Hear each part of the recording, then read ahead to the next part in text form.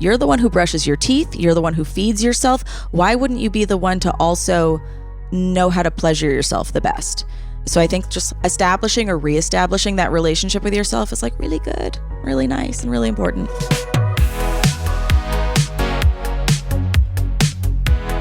You're listening to The Whisper Network. I'm Katie Boland. I'm Emily Hampshire.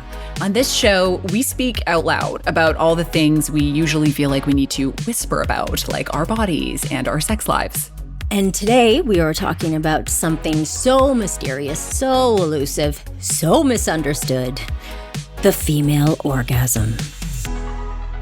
It's just that all men are sure it never happened to them, and most women at one time or another have done it, so you do the math. You don't think that I can tell a difference? No. Get out of here. Ooh, oh, God. Oh, yeah, right there. Oh, yes, yes, yes. Oh, God. Oh. Thanks to Meg Ryan for that iconic scene from 1989's When Harry Met Sally.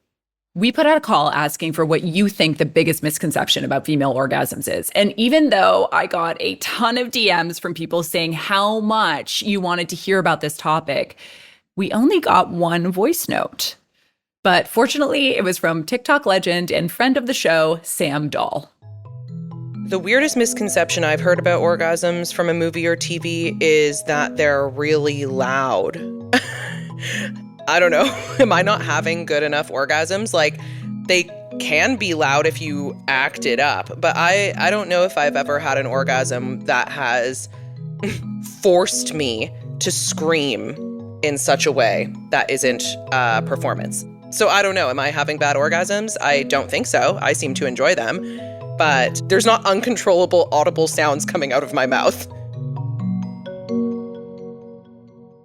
I totally agree with that.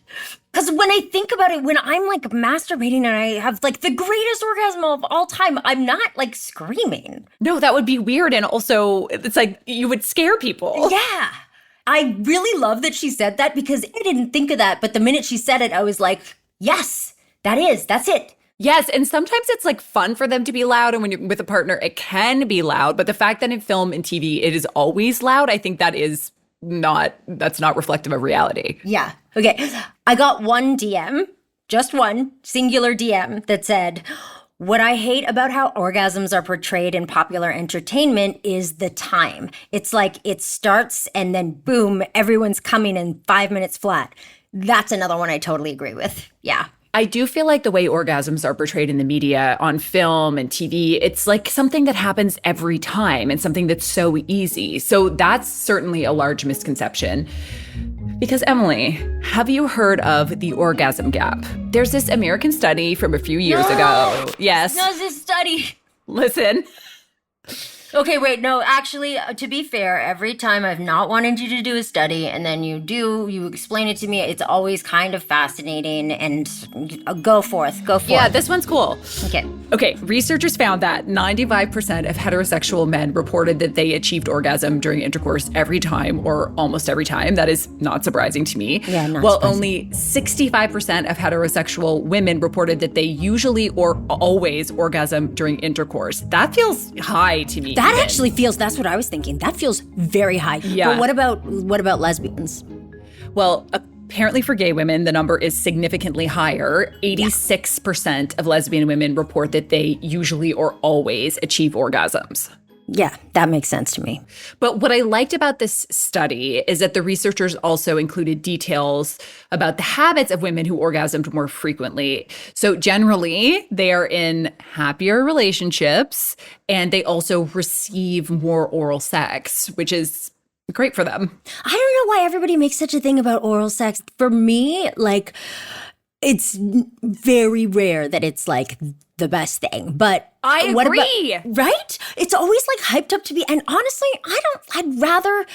I'd rather your hands. I think statistically speaking, more women come from oral sex, but I agree with you. For me also, it feels so separate. I'm like, where are you?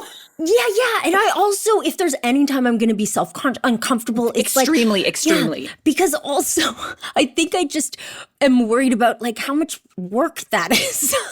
So you haven't seen Sex and the City, but there is a scene in Sex and the City where all the girls are talking about it. And then when he popped his head up, he had such a proud look on his face. Oh, they always look so proud, like they just came back from war. And that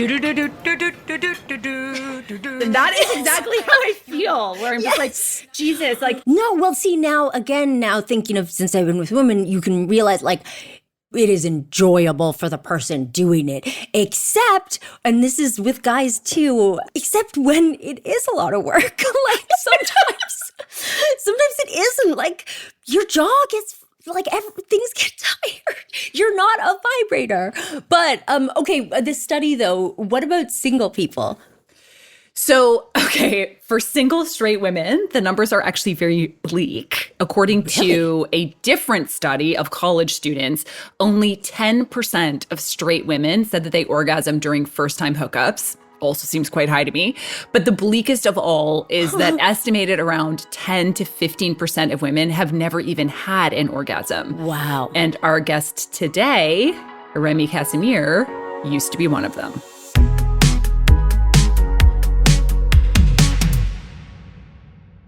Remy Kassimir is an actor and stand-up comic and the host of the amazingly named podcast, How Come? That's cum, spelt C-U-M. Anyways, by her late 20s, Remy had never experienced an orgasm, so she started a podcast about it. And over the course of 6 seasons, Remy has had all kinds of conversations with all kinds of people about the joys, frustrations, mysteries, and misconceptions about the female orgasm. So we are so thrilled to have her here today to talk to us. So welcome, Remy. Hi, guys.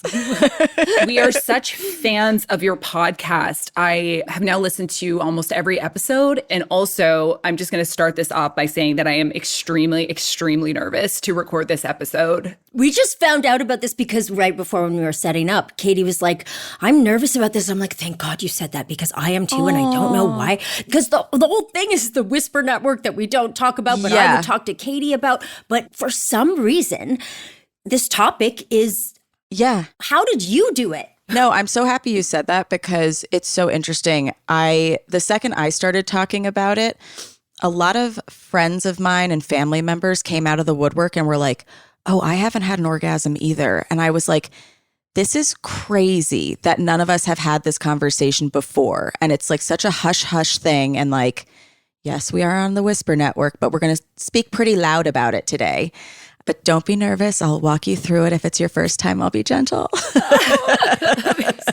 Okay, so Remy, you started your podcast in 2017. Yeah. And when you started it, for people who haven't listened to it yet and are going to listen to it and love it, what was your relationship with sex and orgasms? So I thought I was like the perfect person to talk about this because I always had fun having sex and I was always like a very sexual person. I was really into my body and like my mom would always just be like, why are you gyrating all over the house? So like I wasn't like disconnected to my body or I wasn't afraid. I mean, this is so fucked up. I would say a late in life loss of virginity, but I was 16. So it was just late in life for New York City. Yeah, I was 18 and I thought I was late in life. Yeah, I was Everybody 17 feels and like I they're lied. late. Yeah. I pretended that I'd had it. Like the guy who I first had sex with, I told him it wasn't my first time because I didn't want him to think he got. And then years later, he asked me, was it really like, was it your first time? And I said, no. Yeah. I lied again. I lied for a year that I wasn't doing it because I was embarrassed of the guy that I ended up doing it with, but I just wanted him to practice with. So if I were to have sex with somebody that I actually liked, I would be like good at it. Wow, I did that with girls. Yeah, nice. But anyway, so I had this weird, like, again, nobody was talking about orgasms too much until I was on a comedy show and my friend Esther Steinberg was performing and she did this joke about like having like 5 orgasms or whatever.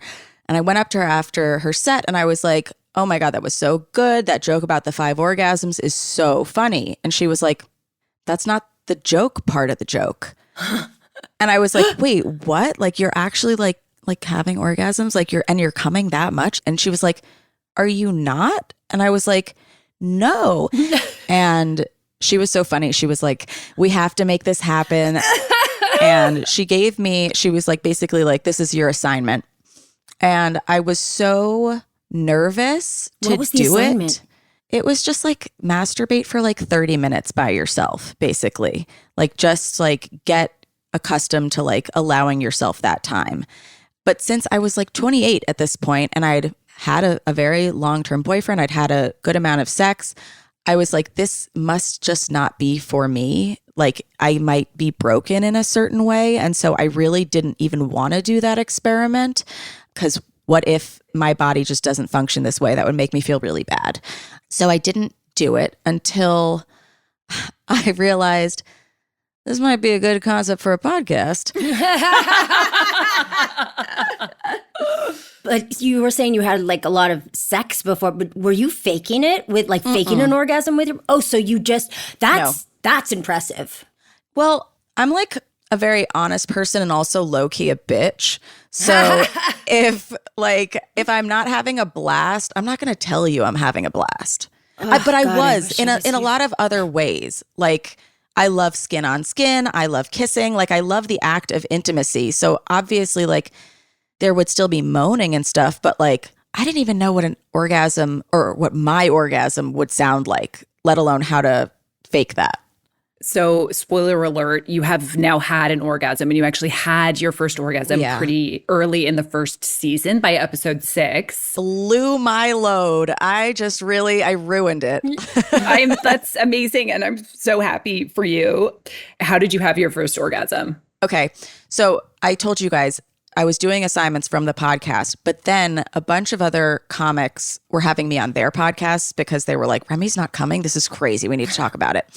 And there's this one podcast called The Good, the Dad, and the Ugly, and it's 3 guys, and they only interview women.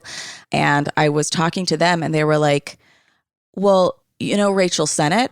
And they were like, she had never had an orgasm until this sex toy, and it's a clitoral suction device, and you should try that.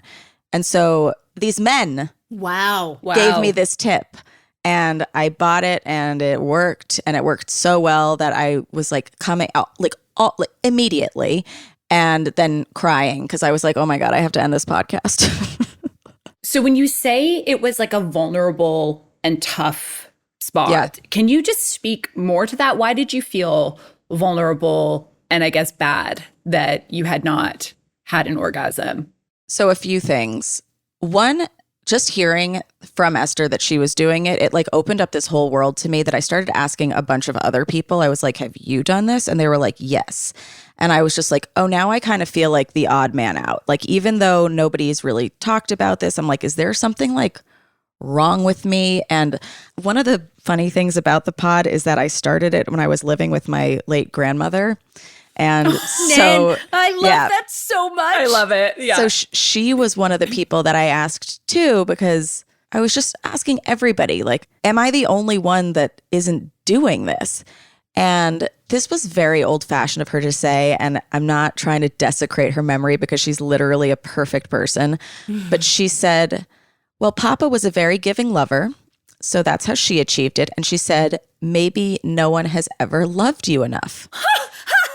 Wow. Right? Oh, wow. my God. Yeah. And I was literally dating my still boyfriend now. And I was like, oh, fuck. Like, he doesn't love me enough. But here's the thing is I was the one that didn't love me enough. Oh, I really relate to this. So my next question is, you had the clitoral suction sex toy and you were able to come like the first time you used it. Crazy. And that's crazy. Physically, you were obviously capable of having an orgasm. Mm-hmm. Why didn't you have one before, do you think? I think it's just that's how I'm calibrated. I'm not great still at like manual stimulation. It takes too long. I've got massive ADHD. My head goes in too many places. Like, it just doesn't let me get there. It's not a one size fits all thing. Like, even when it comes to those clitoral suction things, you have to find your spot. Like, if you put it on the right side, for me, it won't work. But upper left-hand quadrant, like, that's where I live. Upper left-hand quadrant, that's such a thing. But what's funny about what your grandmother said, that maybe no one's loved you enough, I actually find that it's easier for me to have an orgasm with someone I don't know, don't care about, won't see again, then somebody I love like that. There's a lot of other problems there, but like love and sex is really difficult for me. Yeah. Like there's no right way to have an orgasm.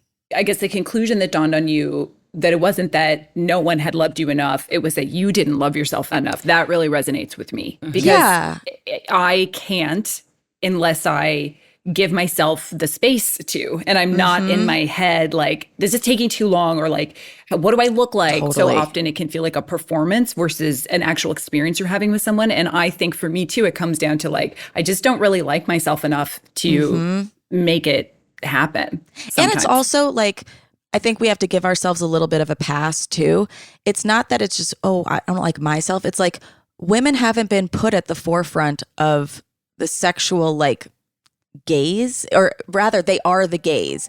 And whenever I was watching porn like made back in the day, it was always very male centric, and like the woman's like arching her back, and like it's mostly about them. And that's how I felt too, having a lot of like early sex was like, this is something you do to like get the guy. They would always say like men are in relationships for sex and women have sex to have relationships. And that's so untrue. Yeah, but that's how we're raised. Like for the longest time, I just thought sex was about making some guy like think I was the best because and that's what the pleasure I got was being the most amazing, whatever. And so hot. And loved it. And But I got think, him. Yeah. But I think it's also, there's something about allowing ourselves any pleasure, any time for taking space to do anything for ourselves. Yeah.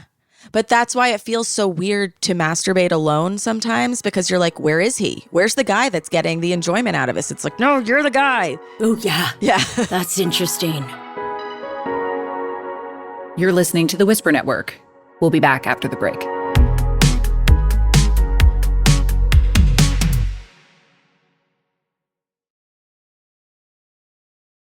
What do you think the biggest misconceptions are about female orgasms now that you are truly an expert? That you're never an expert. There's always more to learn. The really cool one that I learned that is like very, very scientific and fun, only 8 to 25% of people with vulvas can have an orgasm from penetration alone, which is, that's not what you see in TV or movies or whatever. You see penetration and they are screaming. Also, every orgasm is a clitoral orgasm. So the way that the clit is shaped, because of the... yeah, it's like this little like horseshoe guy, and the like legs, a wishbone. Yeah, like a wishbone. And like I see it as like a headless cowboy with no arms, and he's straddling your like vaginal canal, and his legs are like sitting up right against it, or they're a little further for some people. And then his little head, I guess he has a head, his little head is the external part of it. So most people, you can just rub his head and that's great. And then some, that 8 to 25%, his legs are closer to the vagina than other people's, so that when it is being penetrated, you're actually rubbing his like inner thigh. And so it's, why are we calling him? I don't know, but I love this analogy of blowing this my mind. horseman. Like it's really Yes. painting a perfect picture for me. I'm getting it. Yes. Yeah. Okay, so how have you changed sexually since you started this podcast and since you started coming? I'm way better at asking for what I want, which my sister, who she's on a few episodes, she produced the second season, she always says, when you get comfortable speaking up, it's no different in the boardroom than in the bedroom. Like it's equally as important to like use your voice and talk about what you need out of this exchange, whatever the exchange is. So just talking about it with other people on the podcast has made me like, I still have to remind my boyfriend to touch my boobs during sex, even though he loves my boobs. He thinks they're great, but I still have to be like, I like require more. And I don't take it offensively, because that's another thing I've learned is like no direction that you're giving someone is like to be mean to them. It's just trying to tell them how to help you have a better time.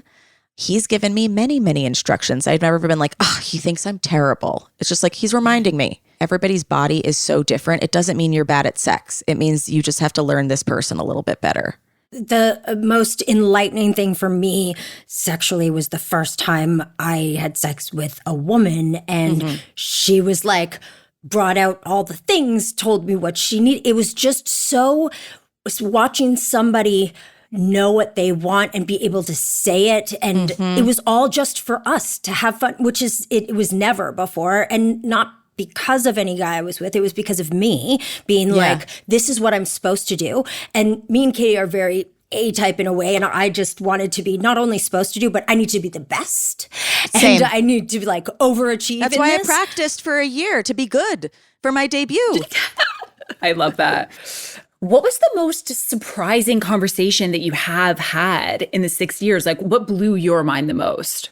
There are so many that like, I think what surprises me like continually is how like different people's experiences will just like turn me on so much.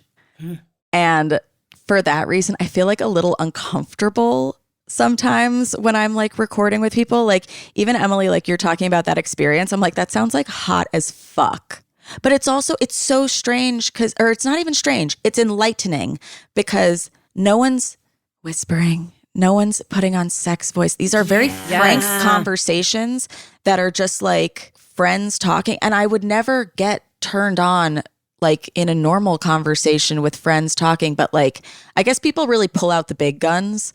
And yeah, I sometimes feel like a little disturbed. I'm like, is this like, do we need to bring HR into here? Like, but what a gift to learn that to talk about this stuff and openly and descriptively is actually like a turn on. Yeah. And also we talk about so much science that I'm like, this is too clinical to be hot. But then like, lo and behold, using the proper terms for stuff is actually kind of neat.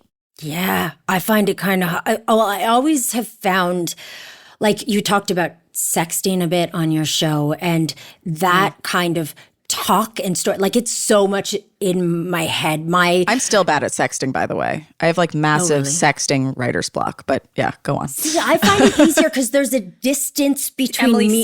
same.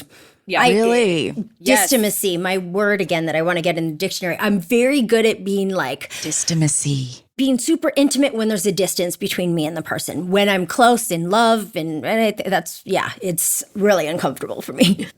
What I found so interesting about your podcast is I know fucking nothing about sex and my body to a large degree. Like hearing all these different women talking about things that they were doing, things that they were trying, ways that they were fucking. I was like, I've never even thought about a lot of this stuff. So besides like sometimes feeling horny from episodes, I also feel incredibly jealous. Which I felt is stupid. Yeah, I feel and stupid. Like I felt like I was like I'm a prude. Like Yeah, I felt like a feel loser kind of. Yeah. Totally. And also just like, oh man, that's so fucking good for you that you've been able to achieve this. And like, I wish that I could in that way. And I wish I was curious in that way. And the episode with Rachel Bloom, she talks about how she just like educated herself and like went to the library and like read sex books about like how her body worked. I remember being like a little kid and was horny and knew about sex and was just like, was horny, but also simultaneously wanted to know about my body. So horny, but not to the detriment of ever thinking that a man's pleasure was more important than my own for whatever reason. Which is that's good. The proper way to be horny. And I was just like, good on you for like giving a fuck about yourself so early. Yep. And I kind of like, I can't believe I didn't. But we all come to stuff in our own time. But you didn't, because most women don't, because we don't think it's about us. Yeah. And that it shouldn't be. But she's older than me and she didn't learn any of that. She just was able to push through it mentally and like be like, I'm going to Barnes and Noble to learn how to make myself come. Ooh, that's confident. That's confident. Yeah. I really admire and have seething jealousy over that confidence. Obviously, you believe orgasming is really important and like necessary, but do you still enjoy sex when you don't, or has it changed and now it's something? Okay. Oh, yeah. Do you It's still always fun. now, though? No. My last season was mostly about a drought that I have encountered, and they just dried up and went away. And I have kind of tracked down several reasons why that may be, but I had to get comfortable again being like, okay, I'm not this like bionic woman. It's not going to happen every time. It doesn't make me less of a person. It doesn't make me less of a sex podcaster. I didn't even want to talk about it to the audience. I was so embarrassed. Are you able to talk about why? Like, did you find out why? I think I was just so depressed. Yeah, that makes sense. Yeah. I was working on a project that was making me feel not good ever. And I wasn't happy in my body. And I just, there was like a lot of external stuff that was making me get into my head instead of into my body again. And so I kind of resumed the assignments. And one of them was from my sister. And she was just like, how about don't even try for like 2 weeks? Wow. You know, because it had become like a third arm to me. Like my vibrator and my suction toys would like live in my bed with me. And if I was just, bored or like procrastinating or something, I'd be like, let's do this instead. And so I started reorienting it with like, instead of a sexual feeling, it was just like, this is what we do when we're bored. And so I had to really, she was like, just don't like put them away and don't touch them and don't think about it until you get like horny. And so that's my new rule is like, we don't procrastinate.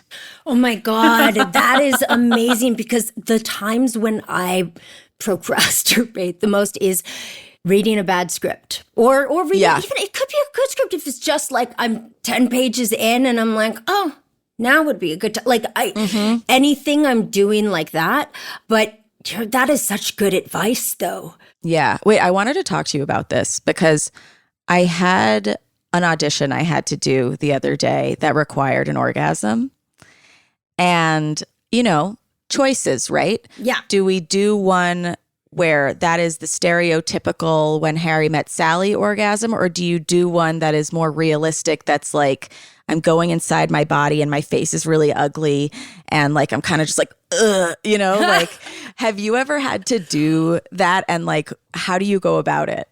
Oh my God. I've had to do that a lot. Okay. And I've gone about it now thinking in retrospect the total wrong way. Because usually for me it's been like in a comedy and stuff, which yes. But now when you just did that, I realized the comedy would be so much better if you did the real face and just if it's real. Yeah. And doing the like over the top. That's what I went, but I didn't book it. I don't think they wanted it. That's their loss. I've had to do so many auditions where you have to have an orgasm. And I did a lot of them when I was quite young and pre-Me Too. And I remember being in rooms with directors who were like men who were much older. And I remember actually filming a sex scene and the direction that I got was have a fuller orgasm, like a fuller. And I was just like, I don't even know what you're talking about. So then it does feel almost like a porn performance. Yeah. And I think that infiltrated my real life when I was younger as well. Yeah. But that reminds me of a conversation I was having with a male friend recently who said, when you get older and you're having sex and women start actually coming, you realize it's very raw and very human, and it's not beautiful in the way that you think it is from film and TV at all. It's actually like the most guttural human experience. And I think that's also why it can feel so intimate to have do one it with somebody. Yeah. When I've like faked it for so long and then I actually have a real one, I feel like I have to enhance the performance of that one to match the other one so I don't get outed for all the lies I told before. And you're like, God damn it, I did this to myself. Yes. Oh my God. Remy, what is the most important thing that you think you've learned during all of this? nobody can know your body until you do. That's good. For me, at least, I was like, if I can't do it by myself, how can I expect somebody else to do it for me? Like I'm not saying I haven't fucked people who were terrible. I did, but I've also fucked people who were wonderful, and like this was not their fault, and it's still not their fault. Like it's more my fault if I'm not asking what I want, or if I just don't know what that is. And that's not to like blame the person. It's kind of just to encourage them, like get to know your body a little better. Like you deserve to, and like your number one relationship is with yourself, and not in a selfish way, in a way that like you have always been yourself. Like, you know how to take care of yourself. You're the one who brushes your teeth. You're the one who feeds yourself. Why wouldn't you be the one to also know how to pleasure yourself the best? So I think like just like establishing or reestablishing that relationship with yourself is like really good, really nice, and really important. But then to be able to pleasure yourself in the presence of someone else, because I remember thinking like, it took me like for me to really come before, it would take me a while. I thought in my head was a while. Now I know that's pretty normal, but like that I couldn't take that long because I couldn't take that much time away from somebody. So that's especially in like, I don't think, do you feel that way with women? Nope. No. Okay. And I'm not worried about I'm not worried about the hair situation. I'm not worried about how I smell, like it's so liberating in that way. And also realizing what you thought you were so embarrassed of a guy seeing is actually hot. So hot. It's actually like, yeah. I just bring that up because that's like one of the biggest reasons why the pleasure gap exists with heterosexual couples, because typically people with penises take a lot quicker to come than people with vaginas and vulvas and everything we've got going on. Yeah. Well, I feel like heterosexual sex is structured around the guy coming. Like that's oh my God, the whole totally. point, and it ends then. And unfortunately, or whatever, like I'm just very straight. I've never had been with a woman, and I don't think I ever will. So I will always be hung up on this stuff. No, but that's also fine because you can train or like you can educate the people that you're in bed with. Ben, my boyfriend, is very educated now because of, you know, in the beginning, I used to make him listen to episodes. I'd be like, do you hear like any pops in the sound? But really, I just wanted him to like listen to the episode. And, you know, now if we're having sex, he still comes faster than me, but he'll always go, do you want me to keep playing? And sometimes I do. And sometimes I'm like, no, this was good. I'm just like, I'm very grateful to you, one, for talking to us, but two, for doing this work. Yeah. Thanks. I'm so happy. You guys, this has been so much fun. Thanks. You're listening to the Whisper Network. We'll be back after the break.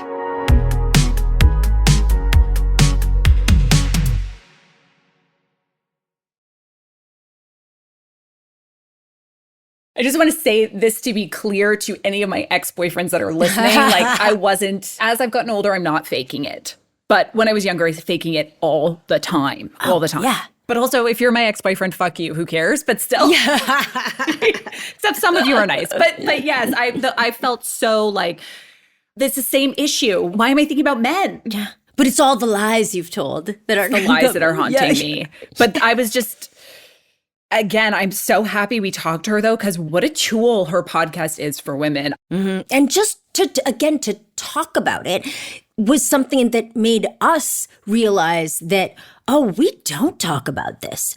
You're the person I will talk about all the things I'm very uncomfortable with talking about. I didn't even know how uncomfortable I was with talking about this. That's how uncomfortable I was. I thought I wasn't uncomfortable talking about anything to do with the female body. And I'm rarely like at a loss for words, and I'm so uncomfortable. I feel like I can't speak. I feel like there's something about it that feels not ours, like not as women, like that an orgasm is not, it's just for performance. That's what it feels like to me a lot. I don't have a problem with like masturbating, doing it alone and stuff like that. But in the presence of other people, for the longest time, again, until I was with women mostly, that it was all for making the guy happy.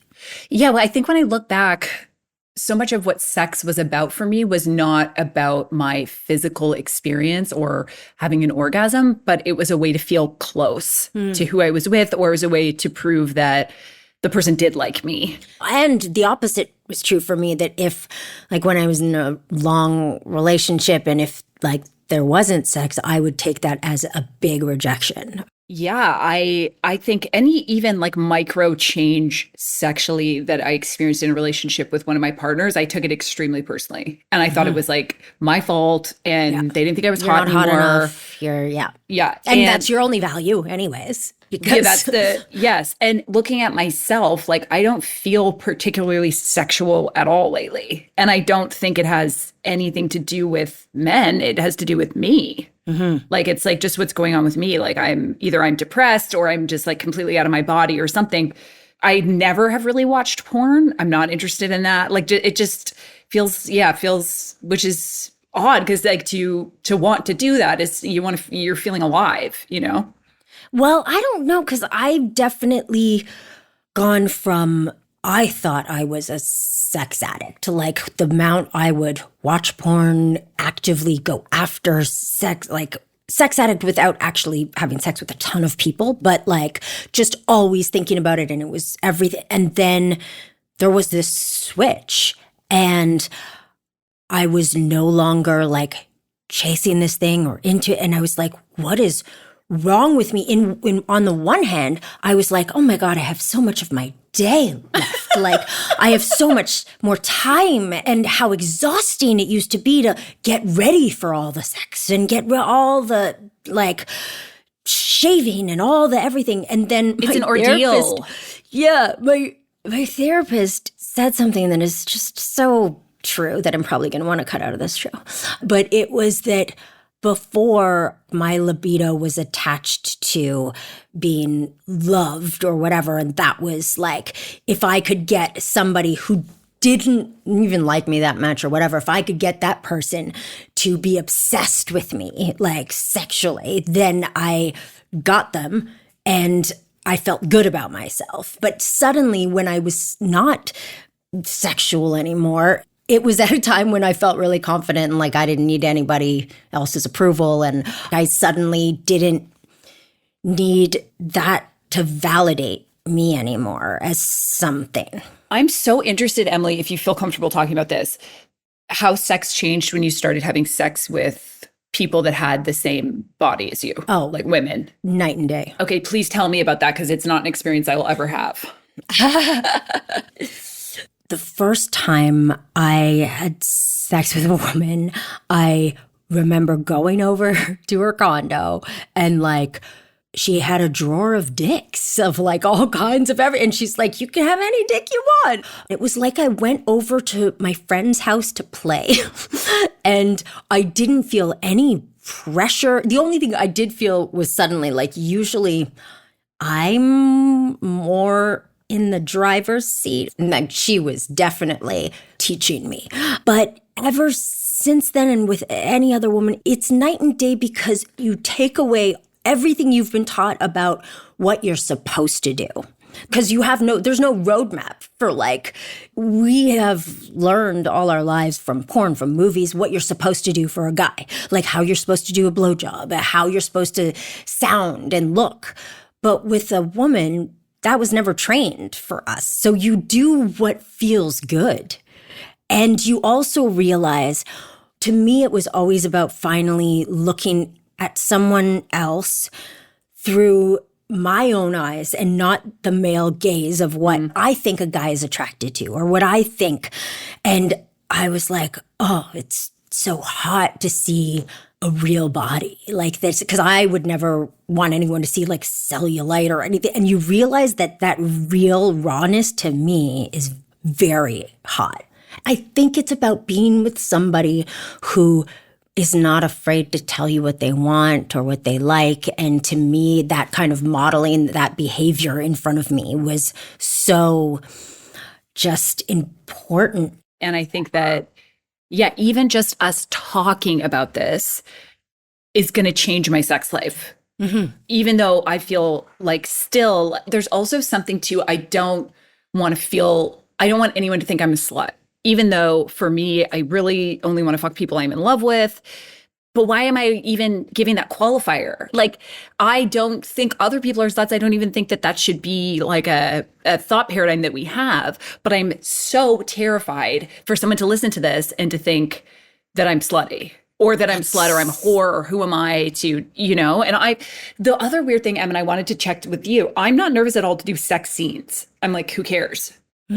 Yeah, no, I'm not either. I only now regret some of them because now everything's online and I'm a GIF. I know. That's the only thing that kind of bums me out about the sex scenes I've done too, is like when I did them, I didn't think that they would become porn.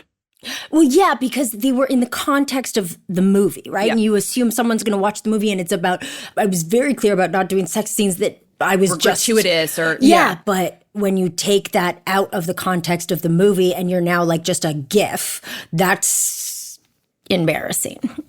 What do you think you'll think about the most from this conversation that we had with her? Like, what do you think is going to stick with you the most?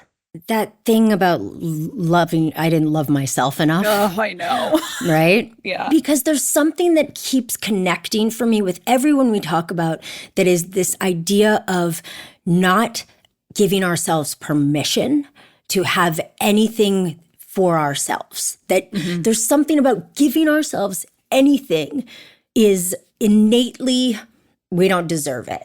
Yeah, it feels gross or disgusting or something. Yeah. Exactly the same thing is what I will take away from that conversation and think about maybe for the rest of my life, because that actually that's exactly what is going on for a lot of women and what went on for me for much of my life. Yeah.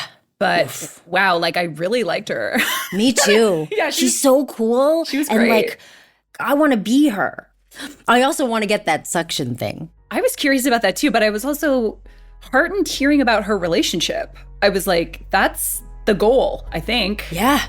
Is to be that open with someone that you're with for a long time and to be like, yeah, no, I'm good, because there's sometimes you don't want to. Like, I'm tired. I mean, I still feel weird and embarrassed, but that's my wrap up. Yeah, I love you so much. Love you too. And that is our show for today. Thanks again to Sam Dahl and Remy Kassimir. And as always, we want to hear from you. What have you been whispering about lately that you want to talk about out loud? Even if you don't want to talk about it out loud, actually, but like that you want someone else to talk about out loud. Yes, tell us. You can find us on Instagram and TikTok at The Whisper Network Podcast, or email us at hello@thewhispernetworkpodcast.com. Even better, send us a voice memo at speakpipe.com/The Whisper Network. I love that SpeakPipe. I don't like voicemail ever. I don't like voice notes, but I like when we get a SpeakPipe. It makes me feel excited. Yeah.